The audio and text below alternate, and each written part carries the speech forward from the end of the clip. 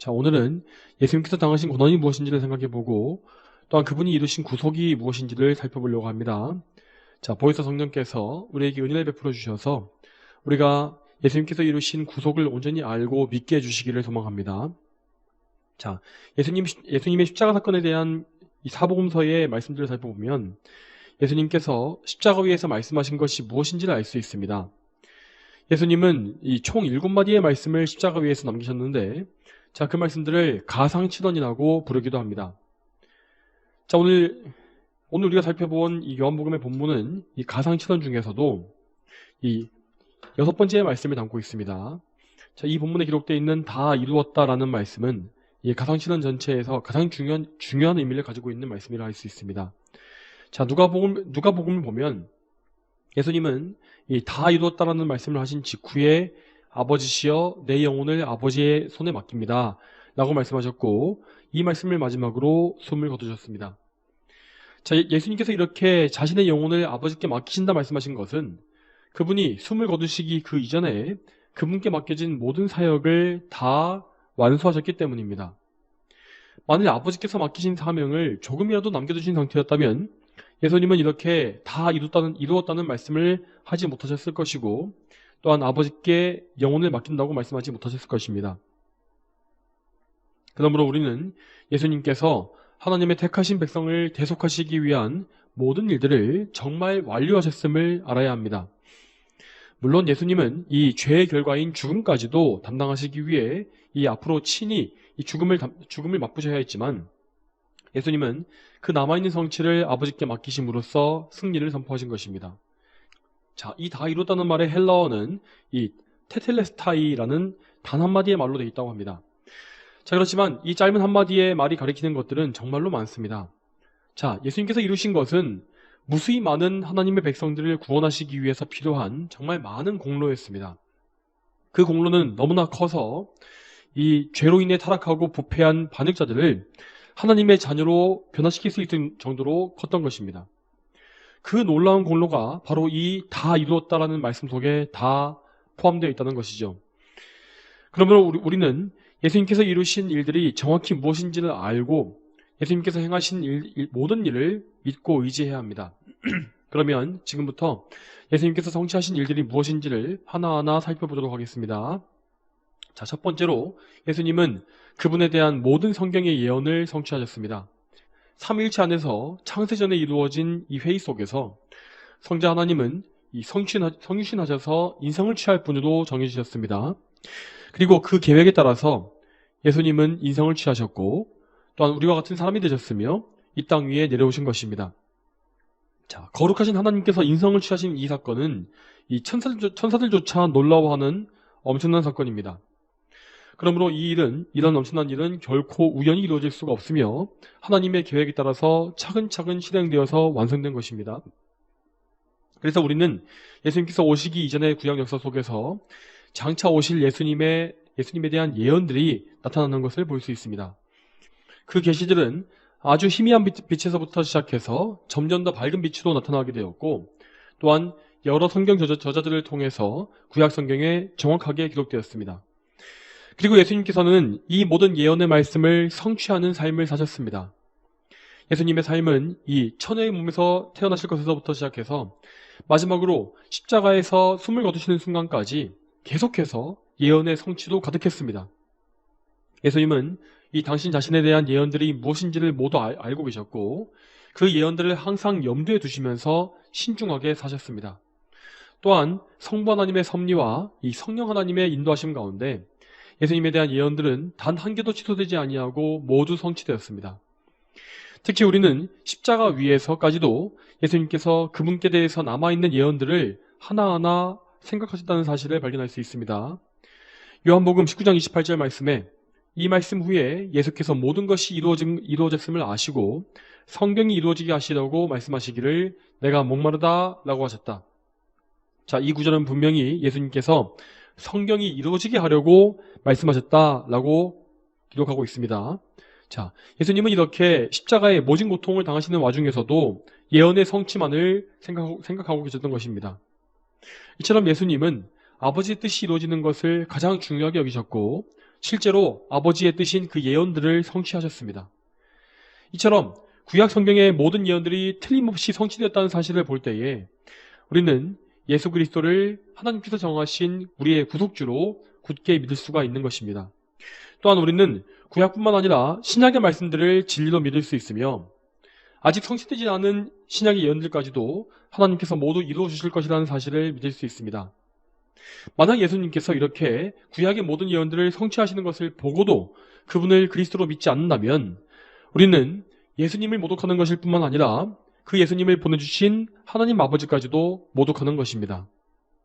그러므로 우리는 다 이루었다라는 이 말씀을 통해서 예수 그리스도께서 하나님께서 정하신 보내신 유일한 구원자이심을 분명히 믿어야 합니다. 다음 두 번째로 우리는 예수님의 고난이 완성되었음을 볼 수 있습니다. 우리는 보통 예수님의 고난을 생각할 때에 이 마지막 하루 동안 받으신 것들만을 생각합니다. 하지만 예수님은 그분의 평생에 고난의 삶을 사셔야 했습니다. 자, 왜냐하면 하나님이신 성자께서 우리와 똑같은 인성을 취하시는 것 자체가 그분에게 큰 고난이었기 때문입니다. 예수님은 그분의 백성들을 대신하시기 위해서 모든 면에서 우리와 똑같아지셔야만 했습니다. 오직 죄가 없으시다는 것 하나 외에 예수님은 우리와 모든 면에서 같은 인성, 혈과 육을 가지셨습니다. 자, 이렇게 낮고 비천한 모습을 취하신 예수님은 그리고 또 계속해서 더 비천하고 낮은 곳으로 내려가는 삶을 사셨습니다.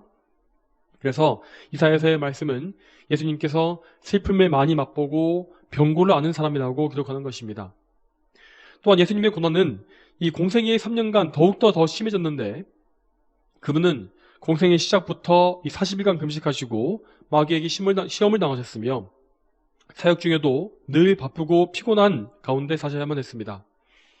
또한 예수님은 항상 대적들에게 둘러싸여 계셨고 그들에게서 근거 없는 비방과 공격을 당하셔야만 했습니다. 그리고 마지막 십자가의 고난으로 나아가실 때에 예수님은 악인들에게 둘러싸여서 모욕과 침뱉음을 당하시고 채찍질과 십자가의 못 박힘도 당하셨습니다. 이러한 육체적이고 정신적인 고통과 더불어서 그분은 영혼에도 끔찍한 고통을 당하셨습니다. 하나님께 버림받으시고 죄에 대한 진노를 받으심으로써 예수님은 그 누구도 당한 적이 없는 영적인 고난을 담당하셔야 했던 것입니다. 이처럼 예수님은 악한 죄인들을 대신하시기 위해서 우리가 당해야 할 고통을 대신 당하셨으며 우리의 비천함을 대신 담당하셨습니다. 예수님께서 고난받으심으로 우리는 복을 누리게 되었고 예수님께서 비천해지심으로 우리는 존귀하게 됐습니다. 그렇지만 이제 예수님의 고난은 끝이 났습니다. 예수님은 그분에게 예정된 모든 고난을 다 치르셨고 이제 당신의 영혼을 아버지께 맡기실 것입니다. 자, 비록 그분의 몸은 죽음을 맛보고 무덤에 잠시 머물러야 하겠지만 그분의 영혼은 낙원에 올라가 안식을 얻게 될 것이었습니다. 자, 이렇게 이러한 예수님의 고난이라는 주제는 자연스럽게 죄의 대속으로 이어집니다. 자, 다음 세 번째로 예수님은 택함받은 모든 백성의 속죄를 완성하셨습니다. 자, 일찍이 세례 요한은 예수님을 바라보면서 이렇게 말한 바 있습니다. 요한복음 1장 29절 말씀에 보아라, 세상 죄를 지고 가는 하나님의 어린 양이다. 이 말씀대로 예수님은 이 세상의 죄, 특히 하나님의 택하신 백성의 모든 죄를 지고 가는 어린 양으로서 자신을 희생하신 것입니다. 예수님의 희생제사의 과정이 본격적으로 시작된 것은 바로 겟세마네 동산에서의 기도라고 할 수 있습니다. 그때 예수님은 이렇게 기도하십니다. 마태복음 26장 39절 말씀에 나의 아버지시여 만일 하실 수만 있다면 이 잔을 내게서 지나가게 하소서. 그러나 내가 원하는 대로가 아니라 아버지께서 원하시는 대로 하소서. 여기서 예수님께서 말씀하신 잔은 무엇을 말씀하시는 것입니까? 그 잔에는 죄인들에 대한 하나님의 진노가 가득 채워져 있었습니다. 여러분, 하나님은 공의로우신 분이시기 때문에 그분의 계명을 거역한 반역자들에게 대해서 항상 분노하실 수밖에 없습니다. 우리의 모든 죄는 다 하나님께 짓는 것이며 그분께, 하나님 본인에게 무한한 빚을 지는 것입니다. 또한 죄는 이 주권자이신 하나님께 반역하는 것이기 때문에 또한 그래서 그분의 정당한 진노를 불러일으키게 되었습니다. 따라서 죄인은 그의 죄값을 해결하지 못하면 영원히 하나님의 진노 아래에 처하게 됩니다. 그렇지만 하나님은 아담과 함께 타락하여 범죄한 모든 인류를 다 진노 아래 멸망시키지 아니하셨습니다. 하나님은 창세 전에 구원하실 백성들을 택하셨으며 그들의 죄를 예수 그리스도께 담당시키심으로써 죄의 값을 대신 처리하게 하신 것입니다. 겟세마네 동산에서부터 예수님의 어깨에는 이 무거운 죄의 짐이 얹어진 것이죠. 그때부터 예수님은 우리를 대신하여 죄로 여겨주셨고 죄에 대한 모든 형벌을 대신 담당하게 되셨습니다. 여러분, 아담과 하와와 아벨에서부터 시작해서 예수님의 재림때에 남아있을 마지막 성도들까지 역사 속에서 하나님의 택하심을 입은 백성들은 정말 무수히 많을 것입니다. 그 수많은 사람들의 그 무수히 많은 죄가 예수님께 단번에 맡겨졌다는 사실을 생각해 보시기 바랍니다. 이 모든 죄의 무게는 어떤 사람도 감히 감당할 수 없는 것이며 또한 모든 천군 천사가 다 달려들어서 함께 감당할지라도 감히 이겨낼 수 없을 만큼 막중한 것입니다. 오직 하나님이시며 사람이신 예수 그리스도 한 분만이 이 죄를 담당하실 수 있었습니다. 예수님은 그 모든 죄값을 담당하시기 위해서 정말로 끔찍한 형벌을 당하셔야만 했습니다. 이사야 53장 5절과 6절 말씀에 그가 찔린 것은 우리의 허물 때문이며 그가 상처를 받은 것은 우리의 죄악 때문이다. 그가 징벌을 받음으로 우리가 평안을 누리고 그가 채찍에 맞음으로 우리가 고침받았다. 우리는 모두 양같이 방황하여 각기 제 갈 길로 갔으나 여호와께서는 우리 모두의 죄를 그에게 넘겨 씌우셨다라고 하셨습니다. 여러분, 이 말씀을 잘 보십시오. 성경의 말씀은 예수님께서 붙잡히신 후에 당하신 모든 형벌이 다 우리의 죄 때문에 받으신 형벌이라고 말씀하고 있습니다. 우리가 죄인이기 때문에 받아야 할 모든 징벌과 모든 상처를 예수님께서 대신 다 받으신 것입니다. 또한 예수님은 죄인을 대신하시기 위해서 하나님께로부터 완전한 버림과 끊어짐을 당하셨습니다. 자, 여기서 우리는 예수님께서 하나님께 버림받으셨다는 말의 의미가 무엇인지를 정확히 알아야만 합니다. 자, 예수님께서 본래 가지신 신성, 이 신성은 이 삼위일체 안에 있으며 이 성부 성령과 함께 한 신성을 공유하시는 것이기 때문에 그 신성으로서는 버림받거나 끊어지는 것이 불가능합니다. 그렇지만 예수님의 인성은 다릅니다. 예수님의 인성은 우리와 동일하기 때문에 하나님께 형벌을 받을 수 있으며 고통을 당할 수 있고 버림받을 수 있습니다. 예수님은 이 택자들의 죄를 담당한 희생제물로서 성 밖으로 나가셔야만 했으며 거기에서 하나님의 진노에 처하셔야 했던 것입니다. 자, 예수님께서 하나님께 진노를 받으신 결정적인 장면은 십자가에서의 마지막 3시간 동안 나타납니다.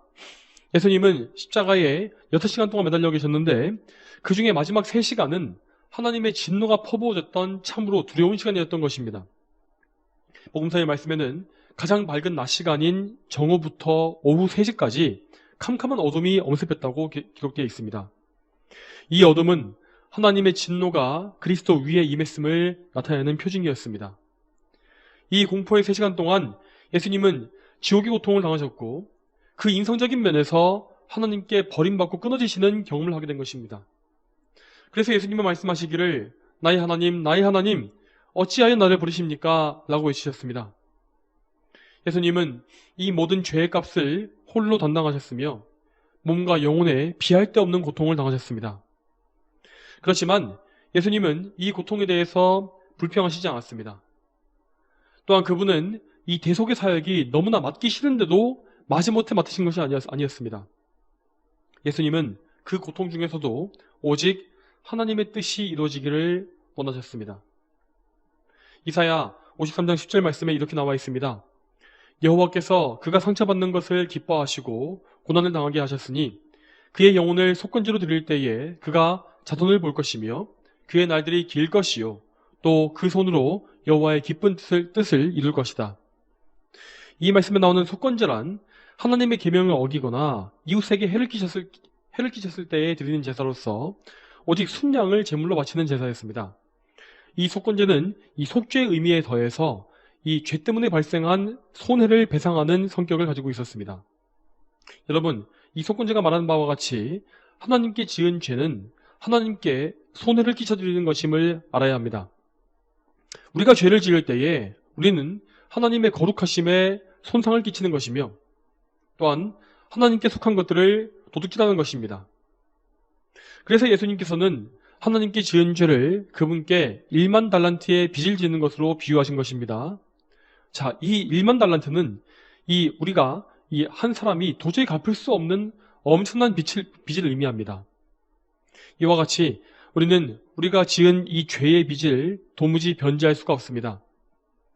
설령 우리가 지옥에 가서 형벌받는다 할지라도 무한하고 영원하신 하나님께 지은 죄는 영원히 남아있을 것입니다. 그렇지만 우리 예수님께서는 친히 자신을 희생제물로 바치심으로 그 모든 빚을 대신 갚아주셨습니다. 구약에서 제물이 불태워질 때에 나는 냄새를 하나님께서는 향기롭게 여기신다고 말씀하셨는데 이는 그 제물을 통해서 속죄가 이루어지기 때문이었습니다. 예수님의 희생제사는 택자들의 모든 죄를 영원히 속죄하는 것이므로 하나님은 그 제사를 매우 기뻐하시며 향기롭게 여기셨습니다. 그리고 예수님은 희생제물로서 그분의 귀중한 피를 모두 흘리셔서 죄사함을 이루어졌습니다. 그분의 보혈은 우리의 모든 죄를 속하고 하나님 앞에서 정결함을 입게 하였습니다. 그리고 마침내 모든 죄값이 다 치러졌을 때에 하나님의 진노는 거두어졌고 예수님은 다시금 하나님의 밝은 얼굴빛을 바라보실 수 있게 되었습니다. 그러므로 예수님은 우리의 모든 죄가 해결되고 하나님의 자비하심이 회복되는 것을 보시면서 다 이루었다라고 말씀하실 수 있었던 것입니다. 다음 네 번째로 예수님은 모든 율법의 요구를 성취하시고 우리를 위한 의를 이루어 주셨습니다. 여러분, 우리는 우리의 구원이 죄를 사는 것만으로 이루어지지 않는다는 사실을 분명히 알아야 합니다. 자, 예수님께서 이루신 속죄는 우리에게 있는 모든 죄를 용서하고 그 책임을 제거할 수 있습니다. 자, 우리가 아담으로부터 물려받은 원죄가 용서를 받게 되고 또 그 원죄에서부터 발생한 우리의 모든 자범죄 역시 용서받는 것입니다. 자, 성경에서 이러한 속죄는 더러운 옷을 벗기고 몸을 깨끗하게 씻는 것에 비유됩니다. 그렇지만 구원이 이 단지 속죄에서 그친다면 우리는 그저 옷이 벗겨지고 씻겨진 깨끗한 알몸 상태로 하나님 앞에 나갈 수밖에 없을 것입니다. 그러므로 성경은 우리가 하나님께 나아갈 때에 흰 세마포 옷, 하나님께 합당한 예복을 입어야 한다고 말씀합니다. 그리고 그 희고 깨끗한 예복은 예수님께서 이루어주신 완전한 의를 의미하는 것입니다. 예수님은 그분의 평생에 율법에 복종하는 삶을 사셨습니다. 성경에 따르면 그분은 출생과 동시에 율법 아래로 들어가셨으며 난지 8일 만에 할례 받으심으로써 그 사실을 증명하셨습니다. 이후에도 예수님은 항상 하나님의 계명을 철저히 준행하시는 삶을 사셨습니다. 성경은 분명히 말씀하시기를 그분께서 죄를 알지도 못하시는 분이라고 말씀하셨는데 이는 예수님께서 일생에 모든 계명을 철저히 지키셨음을 의미하는 것입니다. 예수님은 그분 자신이 말씀하신 대로 하나님과 이웃을 완전히 사랑하는 분으로서 평생 사셨습니다. 특히 예수님은 십자가의 고난 중에서도 완전한 사랑을 이루어내셨습니다. 그분은 하나님의 모든 계명에 끝까지 순종하셨는데 하나님에게든 사람에게든 일말의 악한 마음이나 원망을 품지 아니하셨습니다. 심지어 예수님은 그분을 못 박았던 원수들까지도 용서하셨고 그들의 죄를 사해달라고 하나님께 간구하셨습니다. 또한 예수님은 그분의 어머니를 요한에게 맡기심으로써 부모 공경의 계명도 지키셨습니다. 그리고 끝까지 하나님께만 의지하시고 그분만을 바라보심으로써 하나님만을 섬기며 영화롭게 하라는 그런 계명 역시 완전하게 지키셨습니다. 여러분, 그런데 예수님께서 이렇게 이 계명을 다 지키신 것이 과연 그분 자신을 위한 것이었을까요? 예수님은 죄가 없으신 분으로서 원래부터 의로우신 분입니다. 자, 그렇게 의로우신 예수님께서 당신 자신의 구원을 위해서 무슨 율법의 의가 필요하겠습니까? 예수님은 의가 없는 우리들을 구원하시기 위해서 우리 대신 율법의 의를 이루신 것입니다. 죄인인 우리는 결코 하나님을 사랑할 수가 없고 이웃 역시 사랑할 수가 없습니다. 우리는 10계명 중에서 단 한 가지도 제대로 지킬 수가 없을 만큼 전적으로 무능한 자들입니다. 갈라디아서 3장 11절 말씀처럼 그 누구도 하나님 앞에서는 율법으로 의롭다 하심을 얻지 못합니다. 그렇지만 우리는 오직 예수 그리스도를 믿음으로 말미암아 그분의 의를 선물 받게 되는 것입니다. 예수님께서 이루신 의가 우리에게 주어짐으로써 우리는 하나님 앞에 의롭다 하는 인정을 받게 되고 또한 하나님의 자녀라고 하는 놀라운 신분을 얻게 됩니다. 자, 우리의 구원은 오직 그리스도의 의로만 이루어지는 것임을 기억하시기 바랍니다. 우리 자신은 여기에 아무런 힘도 더할 수가 없습니다. 오직 예수님께서 율법의 요구를 모두 충족시키셨음을 기억하고 그분께만 의지하시기 바랍니다. 자, 마지막 다섯 번째로 예수님께서 다 이루셨다고 하신 말씀은 마귀의 권세가 무너졌음을 선포하신 것입니다. 즉, 이 말씀은 인간의 첫 범죄 이후에 에덴 동산에서 있었던 예언이 성취된 것입니다. 창세기 3장 15절 말씀에는 뱀과 여자의 후손에 대한 예언이 나오는데 여기에서 뱀은 곧 마귀를 가리키는 것이며 여자의 후손은 곧 예수 그리스도를 말하는 것입니다. 이 말씀에서 마귀는 예수님의 발꿈치를 상하게 할 것이지만 예수님은 그 마귀의 머리를 상하게 할 것이라고 말씀하셨습니다. 이 예언과 같이 예수님은 마귀의 하수인인 원수들로 인해서 많은 고통을 당하셨습니다. 그분은 인류 역사상 전무후무한 고통을 당하시고 마침내 죽음까지도 맛보셔야 했지만 하지만 단지 3일 만에 부활하셔서 영광스러운 승리를 선언하셨습니다. 그러므로 마귀의 공격은 고작 예수님의 발꿈치를 상하게 한 것에 그치고 말았습니다. 하지만 아마도 마귀는 예수님을 십자가에 못 박은 것을 자신의 능력으로 이룬 승리라고 여겼을 것입니다. 그는 악인들을 통해서 예수님을 마음껏 모욕하고 도발했으며 마침내 그분을 십자가에 못 박았기 때문에 자신의 승리가 이루어졌다고 판단했습니다. 그렇지만 예수님은 마귀에게 패배하신 것이 아니라 오히려 승리하시기 위해서 고난을 자처하신 것이었습니다. 그분은 죄와 사망의 권세를 파괴하시기 위해서 죄와 사망의 권세 그 아가리 속으로 직접 들어가서 싸우신 것이죠. 하지만 그 엄청난 싸움 속에서도 예수님은 끝까지 이기셨으며 죄를 짓지 않으셨고 또한 하나님의 뜻을 이루어내심으로 죄를 이기시고 사망의 권세를 파괴하셨습니다. 마귀는 죄와 사망의 권세를 통해서 죄인들 위에 굴림해 왔고 또한 그들을 장악해 왔습니다. 그런데 이제 마귀가 사용해왔던 그 죄와 사망의 권세가 파괴되었기 때문에 그는 머리가 상한 것과 같은 엄청난 타격을 입게 된 것입니다. 그러므로 예수님께서 다 이루었다라고 하신 이 말씀은 곧 마귀를 향한 승리를 선포하신 것입니다. 이제 마귀에게는 최종적인 사형 선고가 내려졌고 그 사형이 집행될 날만을 기다리는 그런 다급한 처지가 되고 말았습니다. 그러므로 마귀는 이 하나님의 택하신 백성들에 대해서 아무런 권한이 없습니다. 하나님의 자녀들은 그리스도의 피가 뿌려진 백성들이기 때문에 이 마귀가 그들을 건드리지도 못한다고 기록되어 있습니다. 물론 그는 계속해서 우리를 시험하고 넘어뜨리려 하겠지만 우리는 예수 그리스도 안에서 항상 안전하게 보호받을 것임을 믿고 안심할 수 있습니다. 여러분, 이제까지 우리는 우리 주님께서 우리의 구원을 위해서 이루신 귀중한 일들이 무엇인지를 살펴보았습니다. 예수님께서 이루신 구원은 완전하며 또 그 어떤 면에서도 부족하지 않습니다.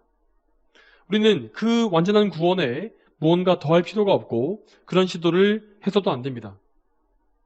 그러므로 우리는 항상 우리 구주이신 예수 그리스도를 믿음으로 바라보아야 합니다. 인간의 악한 본성은 늘 자신의 의를 구하며 자기 공로만을 추구합니다. 그렇지만 우리는 우리의 그런 본성적인 성향을 철저히 부인하고 오직 예수 그리스도께만 의지해야 하는 것입니다. 성도 여러분, 여러분이 구원받으신 목적을 늘 기억하십시오. 여러분은 예수 그리스도와 함께 옛사람을 십자가에 못 박아 죽였고 이제 그리스도 안에서 다시 살게 된 사람들입니다. 그러므로 여러분은 여러분의 주인이신 그리스도 예수님과 같이 오직 하나님의 영광과 그분의 유익만을 위해서 살아가는 사람이 되어야 합니다. 여러분은 자기 자신을 위해서 살라고 부름받은 것이 아닙니다. 하나님께 영광을 돌리고 그분의 뜻에 따르는 일을 하면 여러분은 자신에게 해가 될지라도 순종할 수 있어야 하는 것입니다. 성경에서는 그러한 믿음을 자기 부인이라 부릅니다.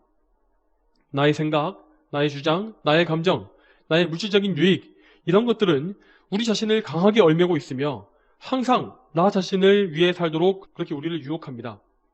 그리고 하나님을 사랑하고 이웃을 사랑하라는 이 명령은 늘 이러한 우리 속의 유혹들에 부딪히게 될 것입니다.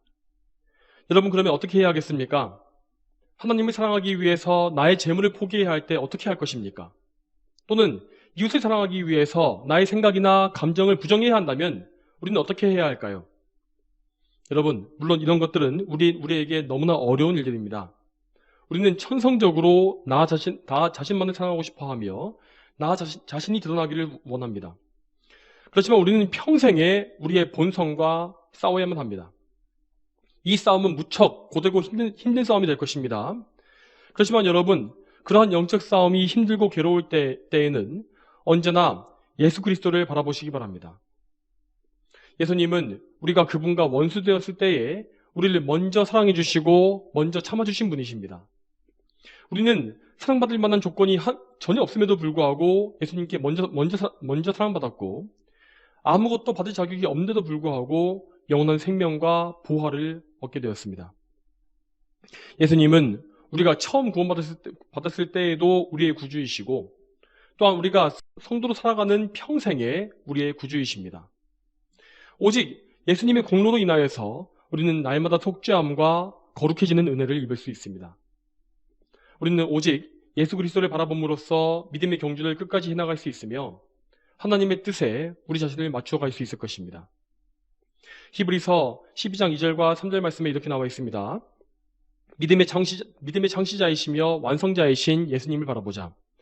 그분은 자신 앞에 있는 기쁨을 위하여 수치를 개의치 아니하시고 십자가를 참으셨고 하나님의 보좌 오른쪽에 앉으셨다. 너희는 피곤하여 낙심치 않도록 죄인들이 자기에게 거역한 것을 이렇게 참으신 분을 생각하여라.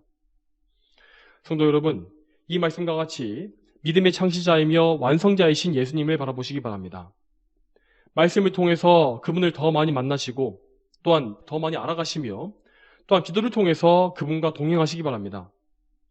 이렇게 우리가 예수님과 더 많이 동행하고 더 많이 그분께 의지하고 더 많이 바라볼수록 우리는 그분을 더 많이 닮아갈 것이며 또한 그분이 그러셨던 것처럼 하나님을 영원롭게 하는 그런 참된 삶을 살 수 있을 것입니다. 자, 여러분, 우리 모두가 오늘 읽었던 예수님의 말씀을 굳게 믿게 되길 원합니다. 또한 우리 모두가 우리의 구원을 완전히 이루신 예수님만을 의지하고 그분께서 기뻐하시는 거룩한 성도가 다 되기를 축복합니다. 다 함께 기도하시겠습니다. 하나님 아버지, 오늘 하나님의 은혜 가운데 요한복음에 나와 있는 예수님의 이 말씀을 듣게 하심에 감사드립니다. 저희가 참으로 예수님의 고난에 대해서 깊이 묵상하며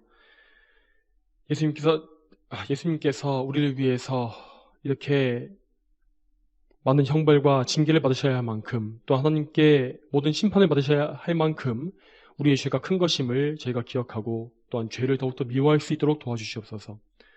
또한 우리 예수님의 그 놀라운 사랑에 또 그 은혜에 보답하기 위하여서라도 우리가 더욱더 정말 충성되고 또 하나님을 사랑하는 삶을 살 수 있도록 도와주시며 늘 정말 우리의 의가 아니라 하나님의 그 의와 또 하나님의 그 은혜 또한 예수님의 공로에 의지하는 삶을 살 수 있도록 도와주시길 소망합니다. 감사드리며 예수님의 이름으로 기도 올립니다. 아멘.